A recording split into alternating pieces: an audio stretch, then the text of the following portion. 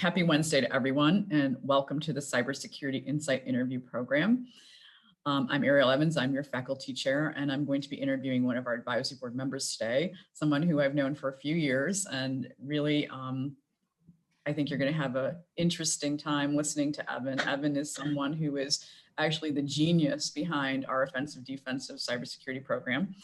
And I'll just give you a little short bio and then we'll get right into it. So Evan is a cyber intelligence expert. He has decades of experience working with the likes of Cyber Command and the NSA. Currently, he's the CEO and the co-founder of Point3 Security. This is one of the companies that's partnered with Cyber Intelligence for You and PACE in the technical security programs. Point3 is an information security organization which provides the industry with training and analytical tools to enhance your workforce. Prior to founding Point3, Evan was the director of customer experience at Vulnerability Research Labs, which is a security research firm, which was acquired by CSC. And he's going to speak today about thriving. When I originally wrote this, it was thieving in.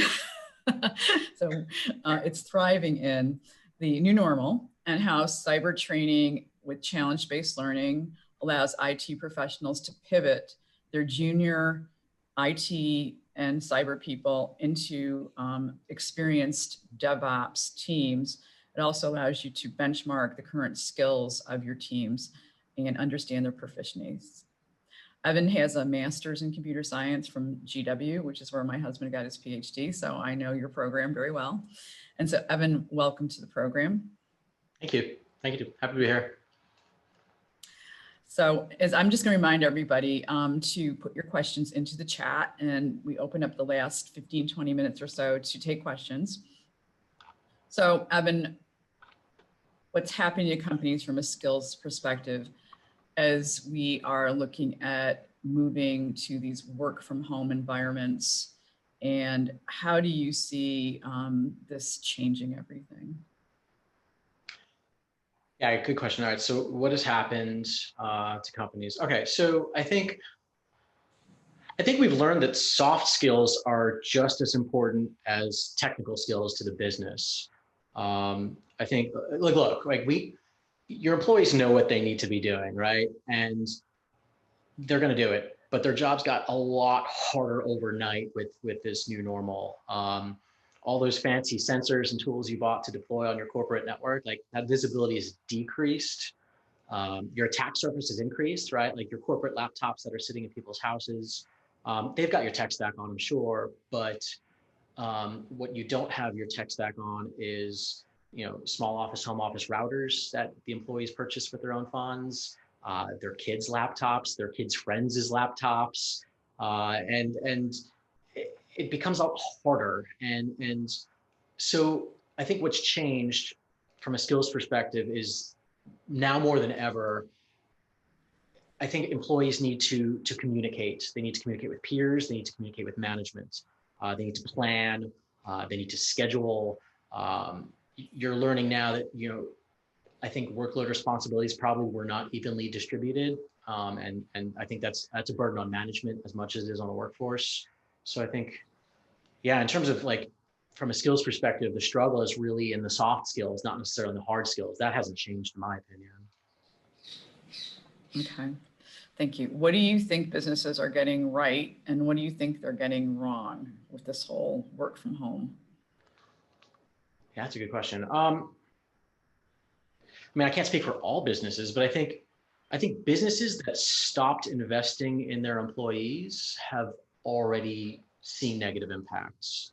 And I think this goes back to your first question, right? So companies that don't have policies in place are going to be reacting, right? So you've already got this fixed number of cybersecurity professionals, and you've got decreased visibility, you've got increased attack surface. And what you're also seeing a lot of is businesses are trying to do the right thing. Oh, look, you're working from home now, so work anytime. You don't need core hours anymore. You can work nights, you can work weekends. And that feels really accommodating.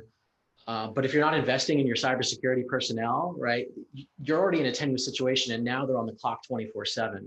And that's leading to a lot of fatigue and things that should feel like normal and wheelhouse are not. And I feel like that's an area of improvement for a lot of businesses right now. One of the things that I saw initially when this first started was that there was a mad rush to go out and buy every laptop in India, as an example, for all of the teams that had development resources in India, because a lot of folks were going into the office, they had a desktop, they didn't have a laptop, and that was one of the big issues. And that was like just the tip of the iceberg. The other thing I saw was that small, medium enterprises, specifically in retail, were letting go most of their IT staff, never mind their cyber staff. You know, they probably didn't have many people in their cyber teams to begin with. So this like letting go of the IT staff is opening up a whole can of worms, basically, because the IT people, if they are filling cybersecurity roles that they're really not completely trained for, they're not SecOps people, they're more, okay, I'm implementing the firewall, I'm monitoring maybe some logs, right? And now those people are gone, right? So there's no oversight in terms of what we're seeing in the small, medium enterprise. And so when we look at the level of attacks that we've had, Zscaler says that it's been up 30,000%. We see I actually had one of the advisory board members do a study on this for our vendor security program, and she came up with several different, very disparate numbers around this, but they were all large. That was the one thing they had in common, was they were incredibly large. So we see these ransomware attacks happening, we see these malware attacks happening, and there's all these endpoints are out there now. So what can companies do to try and wrap their heads around that piece of it? Yeah, so I think in general, I would say there's a lot of questions. Let me try to consolidate. Sorry. No, it's fine. No, it's a conversation, right? We're good. I think in general, right, I'd say don't rush without data, right? Again, I think one of the biggest problems that we're seeing is everyone is just reactionary, and to your point, Ariel, like I think almost biased in nature of like, oh, well, if I've got cybersecurity people and I need more, I can just pull from the IT team. And that's a bias, right? Like, yes, computer people are computer people, sure, but like, it's not all the same thing. And IT is not the same thing as cybersecurity. And I think the smarter thing a manager can do would be to align your cybersecurity team against the NIST NICE cybersecurity workforce framework. Because what that allows you to do is take inventory, and it allows you to measure the competencies of your team members. And from there, now managers have data, right? Now they know, like, now for sure, like there is a gap, and not only is there a gap, but here's how bad it is. And I can determine, do I hire a new person to fill that gap? Do I train an existing person? Can I pull someone, you know, from, like you said, elsewhere in the company to kind of fill that gap?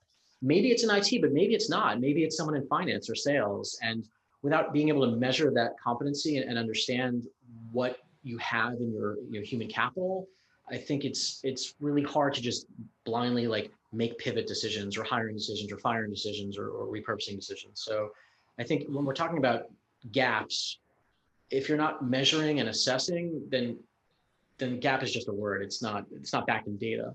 And if you're rushing without any kind of policy or data, you know, if you're making decisions without data, that's never a good sign, particularly when you're talking about things as critical as, you know, your cybersecurity infrastructure. Mm-hmm. Just for the folks that maybe aren't familiar with the NIST NICE rules, because it's a pretty new concept that's coming out, would you just explain very briefly what you see there? Yeah, so NIST NICE cybersecurity workforce framework, it's an interesting approach to a really important problem. And so effectively, what you have is people looking for work and people with jobs, and that should be a good fit, but it's not. Like, these two audiences keep talking past each other because we have this lexicon that doesn't, it's not universal, right? So like a blue teamer, right? In one company, like a blue teamer could mean I respond to threats and defend and handle. And in another company, a blue teamer is somebody who looks at the, you know, the paper specifications and says, this computer is supposed to be configured this way. That's our corporate policy.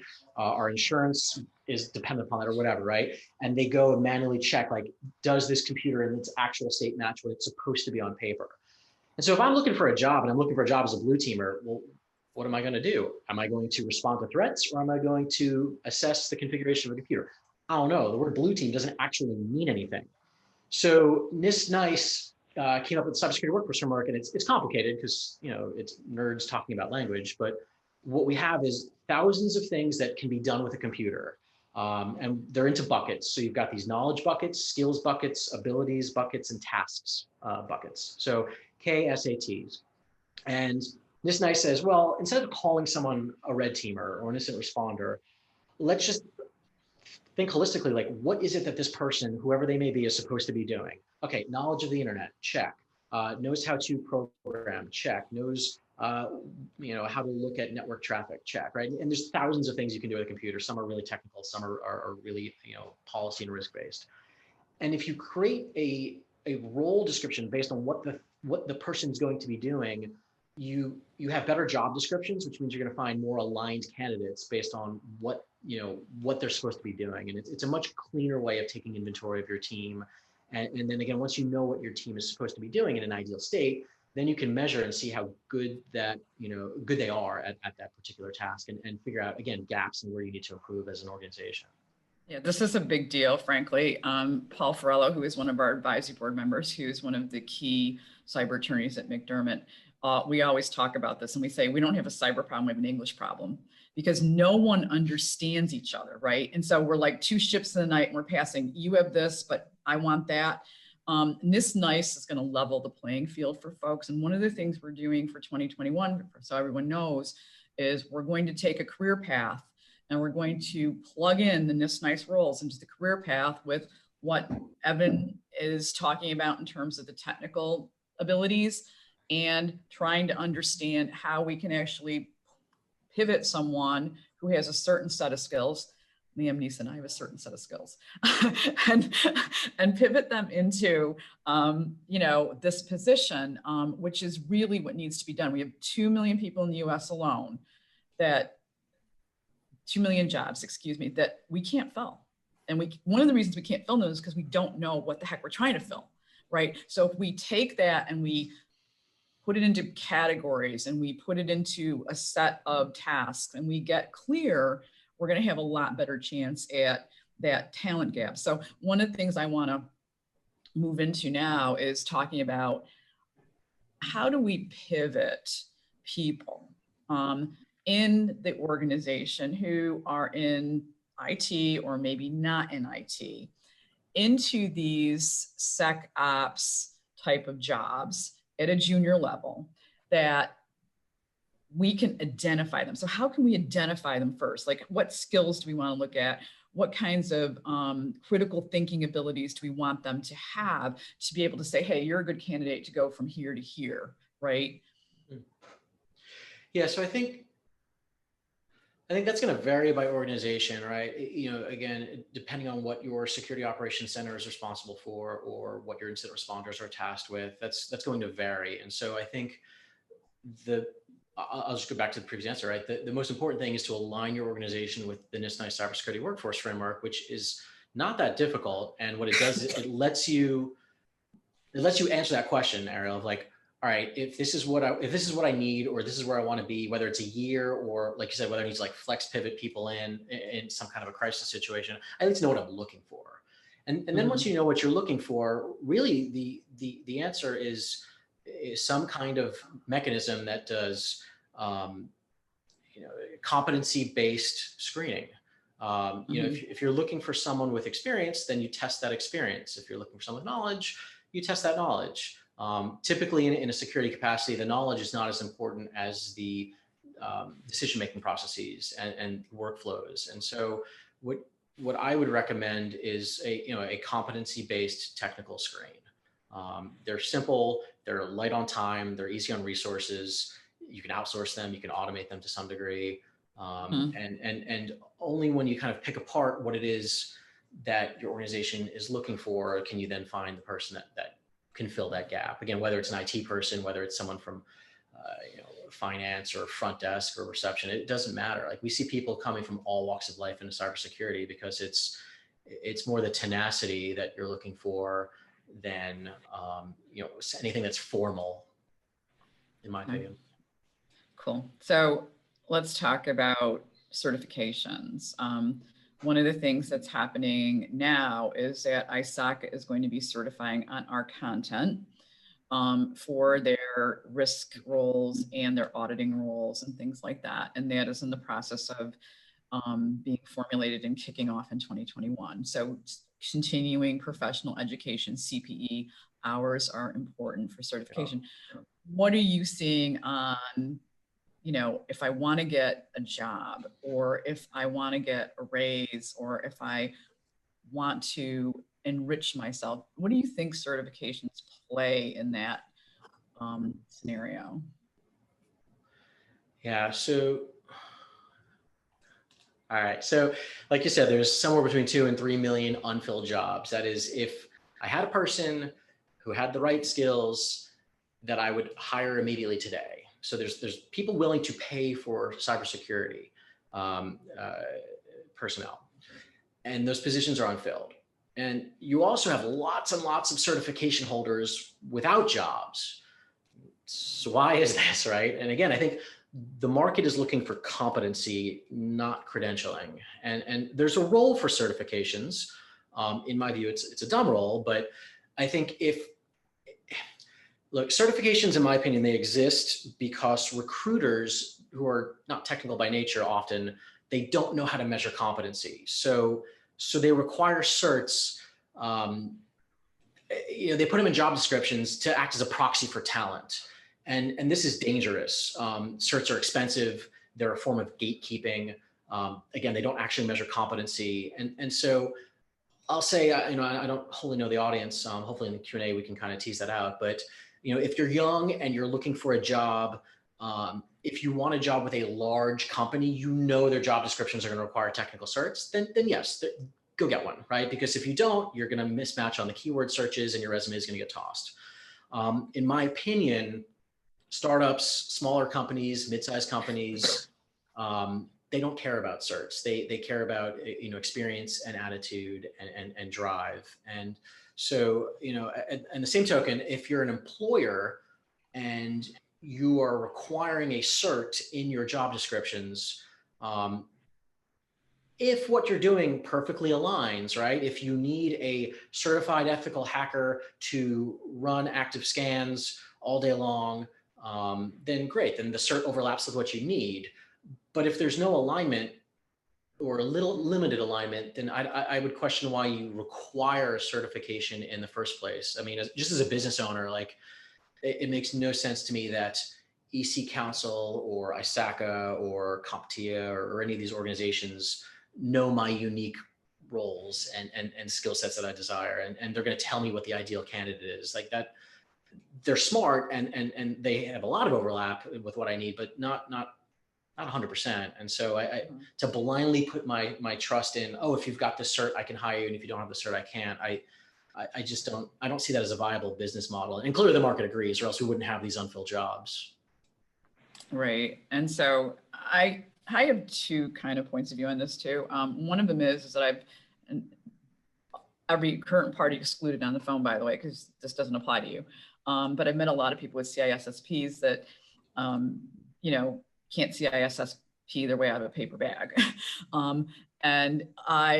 So I have like a mixed view on it. I think that how do we move certification towards competency-based, right? Like, how do we really know that when you get the cert that you have the competency? And one of the things that ISACA is interested in, and this is why I think this is going to be interesting, is they want to understand from a hands-on training perspective how competent people are. So that's where I think the rubber meets the road, is to really display that they do understand how to do this. They're actually on the computer doing it, right? So that's one of the things that we're going to be working very hard to push into the competency areas, is how do we actually take these certifications and make them go to the next level, right? Because you got to start somewhere. I mean, I get the cert everything, but I think that, you know, to your point, it's like, we really don't understand how that all is going to vet out in terms of like, can you really perform the job? So cool. So this kind of goes to the next question as well, is when we're looking at the hiring managers and they're recruiting the security team members, what issues are they facing and how do you think that they might be able to solve them? Yeah, so again, these are good questions because I think they all kind of stream into a good narrative. I think, again, like oftentimes your recruiters aren't technical, and nor should they be expected to be, right? Like it's really hard to keep up with technology, and even the technology people can't keep up with technology. So why would recruiters at all those additional responsibilities be expected to be the, you know, the technical expert? And so, you know, job posting goes out, recruiter gets inundated with applications, and the best way right now, you know, theoretically is, you know, to start using, you know, these bias systems that may have worked in the past, right? So did they go to a good school? Did they get a good degree? Do they have the good certifications? And so, you know, you whittle down your 1,000 applicants to, you know, 100 good looking resumes. And then that gets passed to the hiring manager, who then has to do 100 interviews with really good people. And again, what we're seeing is even after 100 interviews, the hiring manager doesn't want to hire anyone because, you know, just the resumes are just misrepresentations. And so you've got lots of applications and lots of interviews and few offers of employment. And again, I think it's because employers value experience, and they want to be able to measure that competency based on their own unique needs. And so, you know, how is this solved? I'd say if you're a hiring manager, you know, make sure that there's hands-on training opportunities instead of, you know, PowerPoint-based textbook multiple choice just awfulness, right? And again, use hands-on talent screening methods to allow your applicants to kind of showcase what they're good at. And if you're a cert provider in the audience, it sounds like there might be a few.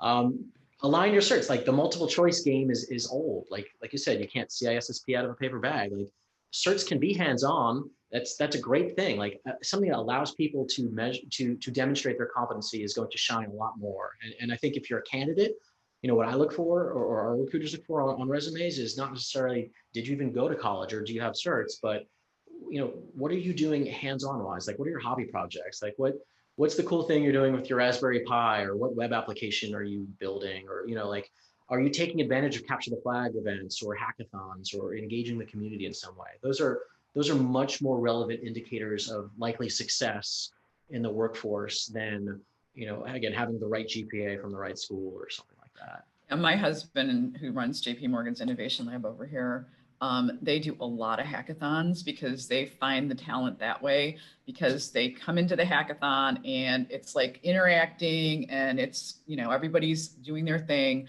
and they can see who's, you know, superior to others and who's sitting there struggling, right? That's one of the ways they do it, which I think is a good method as well. So what advice do you have for the security folks to strengthen the teams?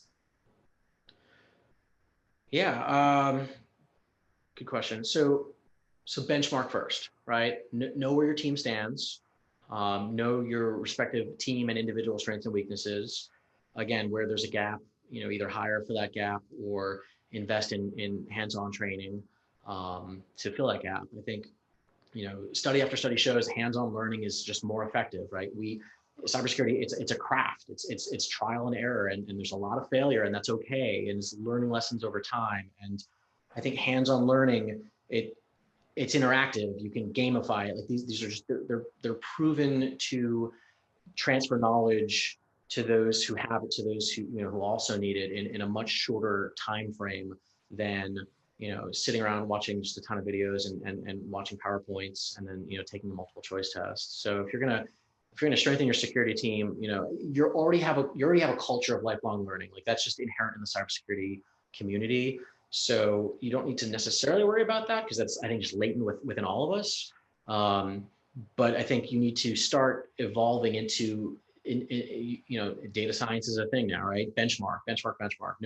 Know the strengths, know the weaknesses, back it up with data, create goals and objectives, and then a plan on how to get there. Yeah, that makes a lot of sense. So if we're looking back to the new normal, what skills do you see as being the most important now? Patience.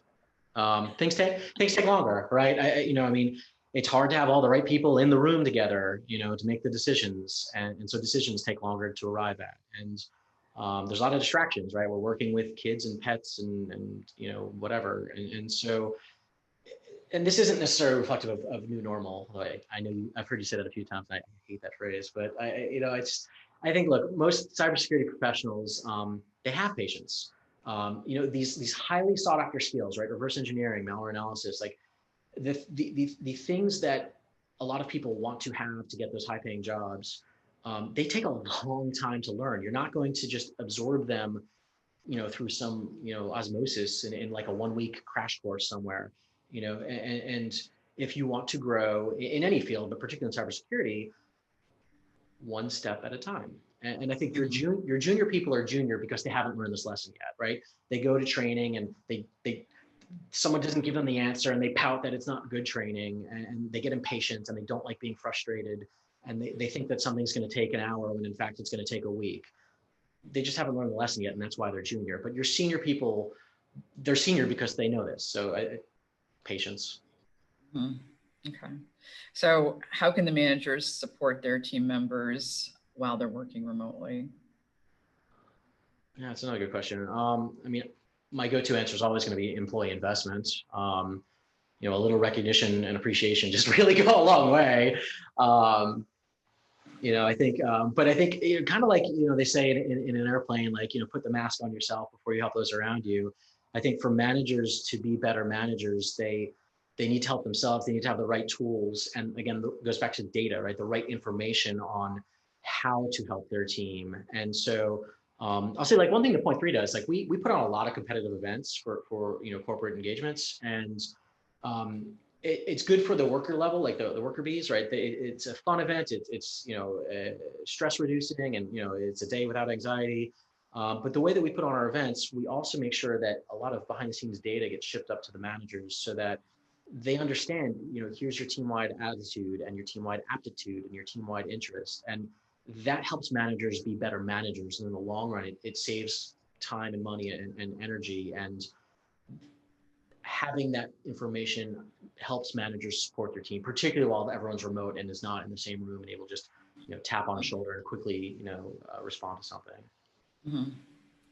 So when we look at trying to meet these challenges, and the CISO is either spinning up a new SOC team because they've just bought their SIM, or they've got one or two people there, but they know they need at least 4 or 5, right? What kind of advice would you give to more effectively be able to bring people into these teams? Yeah, so I can't answer that question without making this a sales pitch. So I apologize to everyone in the audience, but like this is literally what our company does, right? So the answer to your question is a competency-based talent screen, right? And so yes, I'm biased because I happen to sell that, but like we're selling it because I hear it from CISOs all the time, and we're growing through COVID because this is a huge issue, right? There's just this huge disconnect between like what the employer needs and then how HR recruits for that talent. And so if you're trying to grow your team, right, that was the question, right? Then a competency-based talent screen just it saves you time and money, right? Because you don't have to filter through all the resumes, you don't have to filter through all the candidates to determine who's a great fit, right? You say, I need, again, this nice aligned, I need someone who can do this, this, and this. Okay, well, here's a simple assessment instrument. Can that person do it, yes or no? If they can't do it, then I don't care where they went to school, and I don't care what certs they have or how many years they've been in the field. They're not the right fit for what my company needs right now. They're probably a great person. I'm not knocking them for having different skills, but what my company needs right now is a very specific set of knowledges, skills, abilities, and tasks. And this person is just not in that field. Fine. So now, instead of having 100 bad interviews, I can filter it down to like 10 potential people. And now it's a much friendlier conversation where I'm talking about culture fit and salary. And it makes the process much easier. And you're going to fill those positions a lot quicker, and you're going to fill them with the right person. If you need a junior person, a senior person, someone with a particular skill set, someone with a broad skill set, it's much easier to do that when you actually ask the questions and have the candidates demonstrate that they can do it rather than just ask them verbally. One of the things I would add to what you're saying is, the average life of a CISO is about 2 years, right? The CISO is exhausted. They're 365, 7 days a week, 24 hours a day. And the amount of skills that the CISO has, and this is one of the reasons for the risk management courses and being able to pivot people into not just the operational side of it, but into the governance risk piece of it, so that CISO is not overburdened with, oh yeah, and I've got to go report to the board, and I've got to do the vendor program, and I'm like, we're burning people out, right? We're just burning them out. And it's like, you're investing in this person, right? You are investing in this person. You don't want them to leave after 2 years. So one of the things that we have to do is we have to restructure, in my opinion. We have to take those sets of skills that are not technical, that are not day-to-day operational based, and move them over to somewhere else so that there can be a bridge, right? That's one thing. The second thing is, make sure that the people that you are hiring are competitively getting the right salaries. Because, one of the things that people, when they jump around, it's like because someone offered them, $10 an hour more to go work somewhere else. And how do we have retention, right? It's like, there's a couple things that can be pulled into that type of conversation. One of them is what you're saying, is keep giving them the ability to up their skills. The other thing is, don't burn them out, so that at the end of the day, after 2 years, they're like, okay, I'm taking off 2 months and then I'm going to go work over at Chase, right? It's like, you've invested lots and lots of money in this person. And once the CISO goes, guess what? Who's managing the operational staff? You're going to hire a virtual CISO? It's like, you could. Can they jump right in? To some degree, yes. To some degree, no. So we've got to be thinking more strategically about our hiring practices and our retention policies, in my opinion, so that, the investments that you're making will be long-term and not short-term. So that's my 2 cents on that. So companies, in terms of security planning, and what do they usually miss when they're planning for the year ahead? What are some of the things that get overlooked? Yeah, that's a good question. I don't know that I'm the best person to answer this question. I think the companies that work with Point3 have their act together, right? Like, if you're coming to me, it's because you have a desire to talk about where you want your workforce to be in 12 months, whether it's in increased hiring or in increased measurable skills. And so by nature, a company that's working with Point3 probably already has other plans for incident response, policies and ticket escalation, and they've already got their, standard operating procedures for, like, if an incident does happen, like, where's my PR firm, where's my lawyer, who's my insurance agent, and so it's probably hard for me to anecdotally say from my social network what the bad companies are missing. But I think if I was to speculate, I think it all kind of strings even back to your earlier questions. I think the better companies plan, and that should be the job of the CISO or the line manager. And planning comes with data, right? Because if you don't have data, then you're reacting to everything all the time, and like you said, you're working longer hours, you're getting stressed, and you're getting burned out.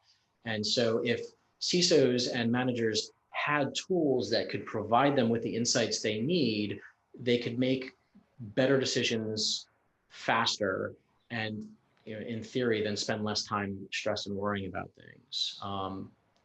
Again, speculation on my part, because I think we tend to work with companies that have their act together. But again, if strategic planning is not part of the get-go, you're going to have ripple effects, like, just down the line all the way through. I can't agree with you more, because what we're teaching is how to be strategic. In other words, how to proactively know how much resources you need, what your ROI is, what your risk is, how much exposure can you tolerate, what is your ransomware strategy as an example. Like, you don't have time to think about that when, you know, you get an email and you see that you can't log in and they're saying that they want, you know, $100 a user or whatever they want, right? You know, we're seeing double-digit ransomware demands across the board now. There's new OFAC guidelines on paying ransomware that just came out from the federal government. They're starting to crack down on the payments. They're going to start figuring out who you're paying. And if you violate the OFAC laws, then you don't want to be their poster child. That's where I'm going with it.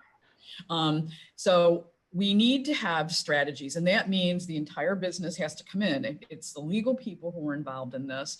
It's the CISO, of course. It's the CFO. It's the COO. It's everybody has to come in and say, if cyber is the #1 business issue, okay, and 85% of my business is digital, meaning that I have to have a digital asset strategy to measure risk and understand what is going on in my organization from a strategic perspective, then I have a better shot than anybody else does. You know, yes, you're still going to have, it's not an if, it's a when, right? But it's more that you've gone through the paces and you put together something that's formalized, not just throwing spaghetti up against a wall and seeing if it sticks.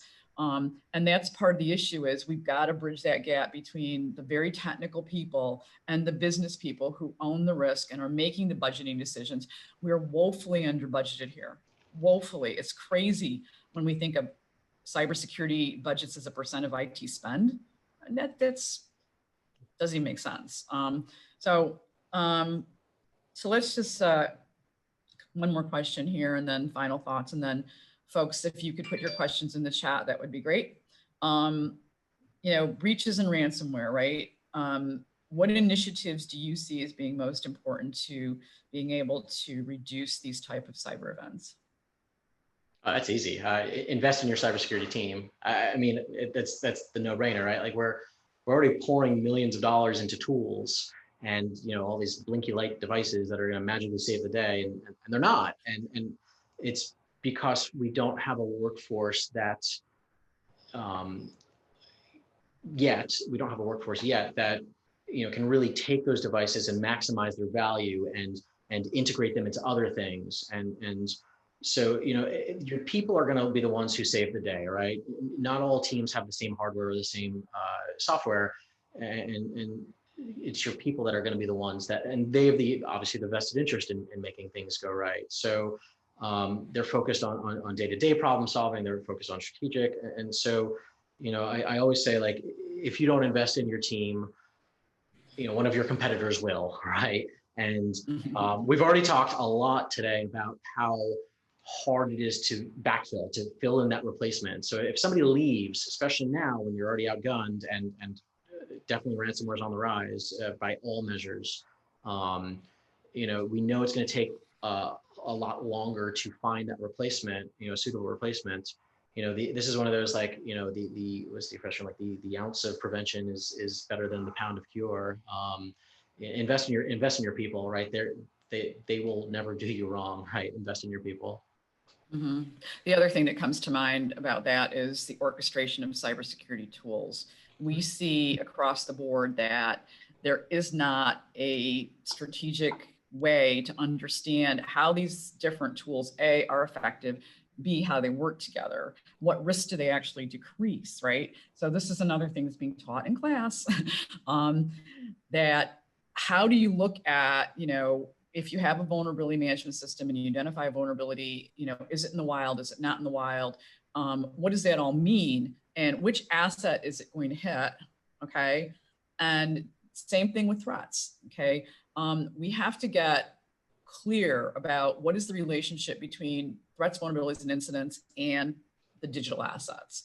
And so a lot of new aspects of this are around orchestration of the tools so that folks can get a better ROI from their tools. And that's the other thing we teach is, what is the ROI of the tool? What does an IoT credentialing tool do? Well, it provides access credentialing for IoT. Okay, which assets does it touch? It touches all the different systems that have IoT technologies embedded in them. Okay, which ones are they? Oh, they're the trading system. Oh, that's interesting, isn't it? So this is the thinking we've got to have going forward. So let's move to the questions. Thank you, Evan, very much. From Joe. Hi, Evan and Ariel. Thanks for the great insights. So two-part question. With 2 to 3 million open cyber jobs and growing, do you see these chairs being filled with hired FTEs eventually, or do you see this concept of security virtualization as an example, fractional security, the virtual CISO, DPO, CRO, CPO, plus the MDR managed risk firms fulfilling managed SOC operations that void between now and 2025? That's a great question, Joe. Thank you. Thank you, Ariel. Thanks, Joe. Make sure, hold me to this because maybe I'm missing the two-part to it. I think the question I'm hearing is, we've got vacancy and we've got, we can either hire or we can outsource, and what do we do, right? So to me, that's just one part. So if there's a second part, please follow up, Joe. To me, it doesn't matter, right? Like if I'm a manager and I need a job to get done and I've assessed that the job is going to take 10 people, then I need 10 people, whether they're my employees or outsourced employees. To me, it doesn't matter because I need 10 people.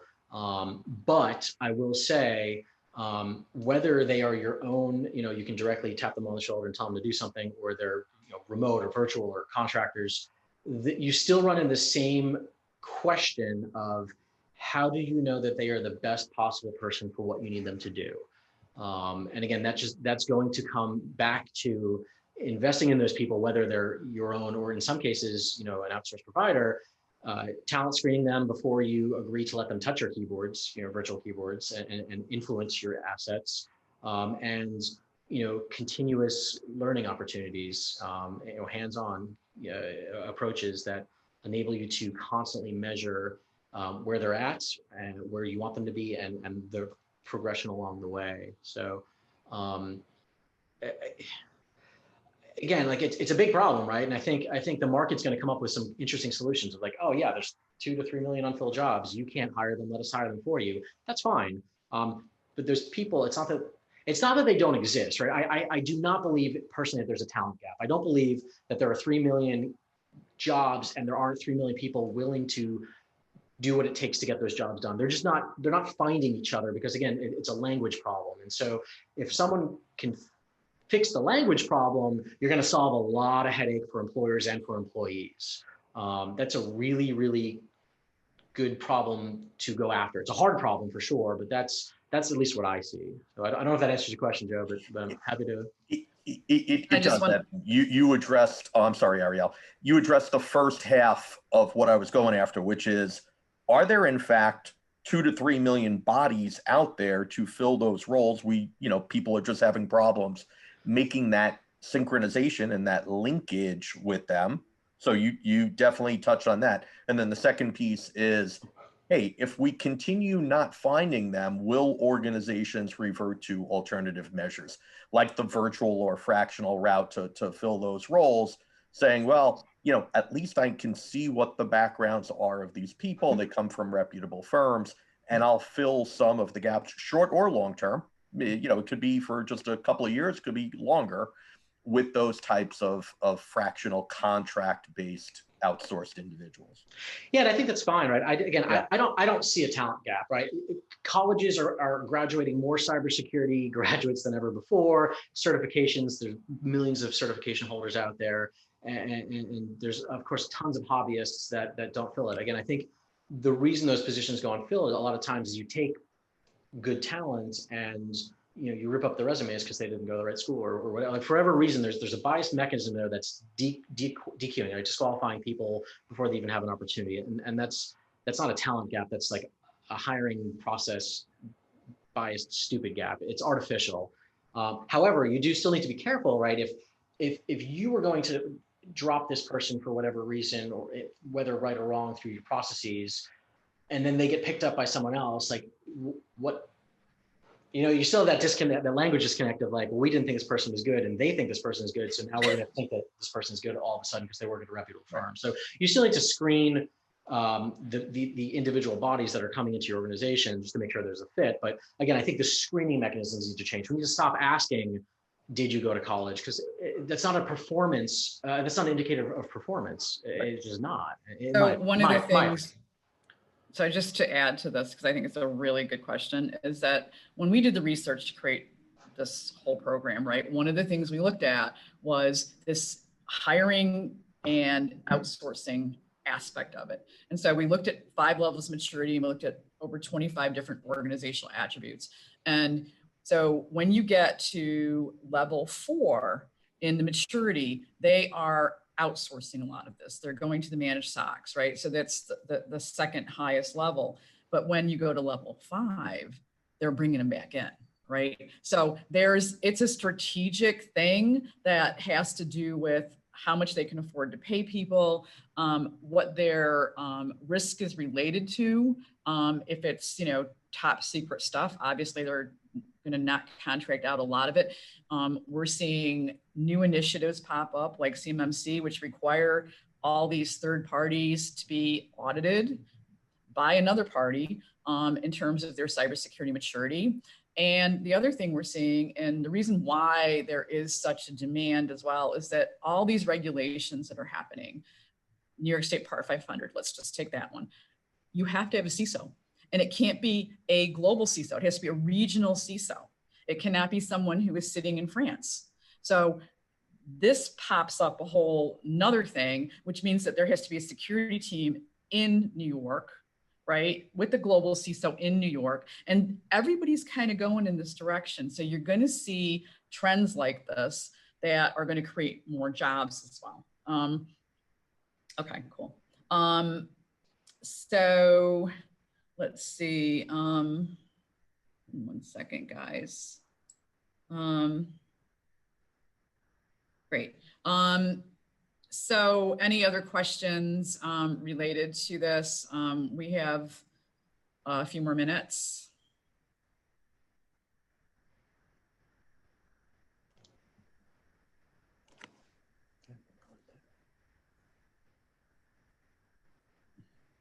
So we did get another email around the skills shortage, and I have not read this article yet, so I can't really opine on it, but some people think that there's not a skills shortage, perhaps. So I don't know what people are seeing. We're seeing globally a skills shortage, and I think it's partly due to the hiring process, like Evan has been indicating. I think it's also partly due to regulations continuing to create more needs for jobs.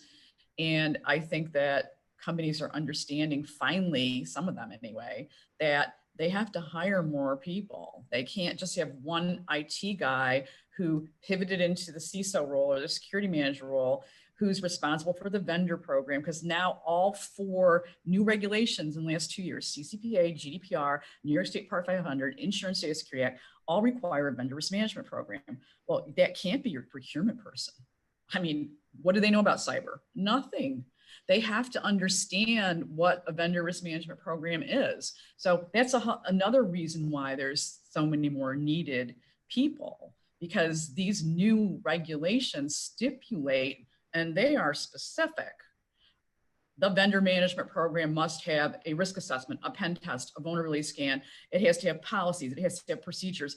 It has to have everything. New York State Part 500 is right now in court going against First American Title. And this is a huge groundbreaking case. It's their first enforcement action. And these guys lost 835 million records because they thought they needed 835 million records in a database. And I can't tell you how many times I see people need hundreds of millions of records in a database. And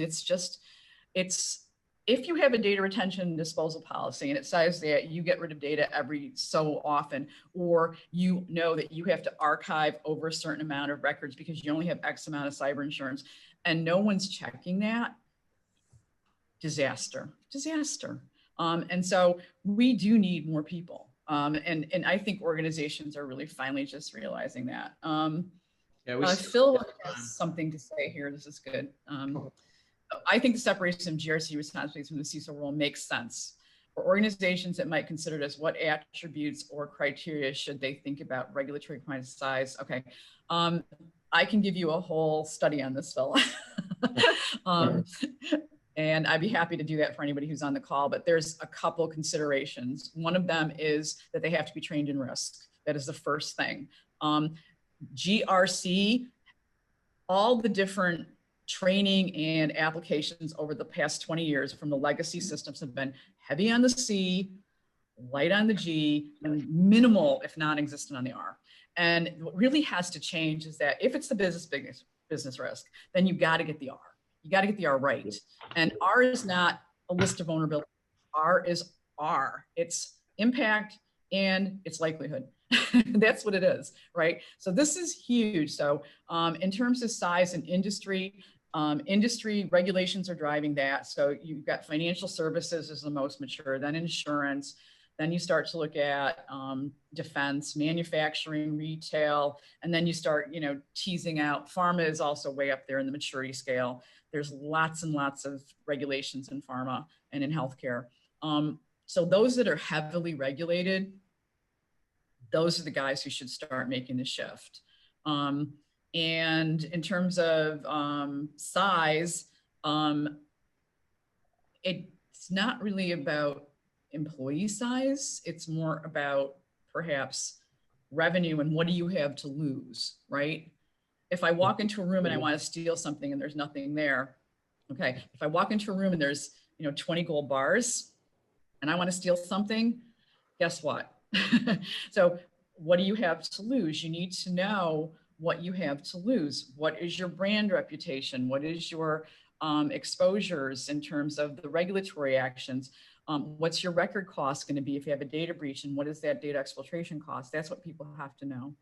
And from Francois, thanks for the great insights this morning. Do you think some of the shortages can be filled by changing job functions like finance, IT over time, the next 3 to 5 years?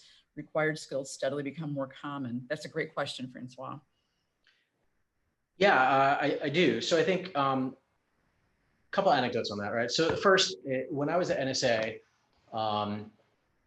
the best hackers there had some kind of alternative background, right? They came from finance, almost all of the best ones, because they did the forensic accounting, very detail-oriented people, or somewhere on the autism spectrum, or loss of sight or hearing. And again, like in the business community, a lot of times, again, if one of those individuals is applying for a job, a lot of times just through bias mechanisms, they're like, oh, like you're just not a fit, not the right person. I'm looking for the cybersecurity degree holding person from the engineering school. And like, well, you're overlooking talent. Like that is just crazy. So I think yes, I think you can easily meaning with work and time and investment in yourself to learn, because it takes time and it's not an overnight thing, but you don't have to have a background in engineering to do this, to be effective. That's one. I think the second thing is, especially now with COVID, you're hearing this becoming more mainstream, like we are all responsible for security, right? It's not just the security team's responsibility. Don't click that link and don't put in that thumb drive. And people are just becoming more aware that from a corporate perspective, there are expectations on every employee, from reception all the way up to the C-suite to make better choices with their technology. And again, to make better choices, there has to be some form of information sharing. And so I think now more than ever, people are realizing that the transition is not necessarily as hard as it might have once been perceived, right? Like in the movies, it's always like, no, if you're not like hacking into ATMs by the time you're 8 years old, you'll never make it. Well, like that's not true, right? And so it's a good question, because I do think a lot of the shortage can be picked up by people doing career transfers. And I think some of the stuff that we're doing with PACE now is going to be very indicative of that, where, if you have the drive, you don't need prior background. You can just pick it up at any age from any industry, in my opinion. Yeah, there's two things I'll add to that. And one of them is that this is exactly what the enterprise cybersecurity course at PACE does, is we are bringing in people from all these different roles, whether it's security product, whether it's compliance, whether it's audit, whether it's IT, the SOC teams, the system owners, and we are giving them an understanding that leads them to be more resilient because they're going to make better decisions. They're going to understand, if I make the wrong decision, this is what can happen. It's not just about phishing. Phishing is important, it has a place, but it's really about how do we all get smarter around it, for God's sake. And we got to understand it. We've got to demystify it. It's not the boogeyman, it's a science, right? And then the second part of that is we need data sciences in cyber risk management, because risk modeling is a new science and it's digital. So you've got to understand IT, you've got to understand systems, technologies, processes, data, you've got to understand regulations, you've got to understand the interdependencies, right? And so you need data scientists here to step into these like more senior aspects of this. And then we need people who can pivot into the risk manager position. They don't have to be, a top-notch Java coder to do that. What they have to be is someone who can start to think. University, when I got out of my MBA, what did I get? I learned how to think. That's what they taught me how to do. I really know how to think, but that's where we have to help each other learn how to think here, right?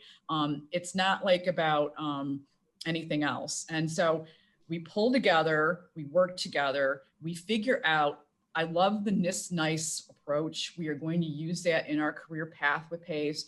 We're going to put that together. We're going to get a straight line for you want to go here and you want to go here. Okay, bump, bump, bump, bump. There you go, right? Because right now it's confusing, right? So let's unconfuse. Let's get everybody what they need and let's go crush it. So we're out of time, everybody. Thank you so much. Evan, what a pleasure.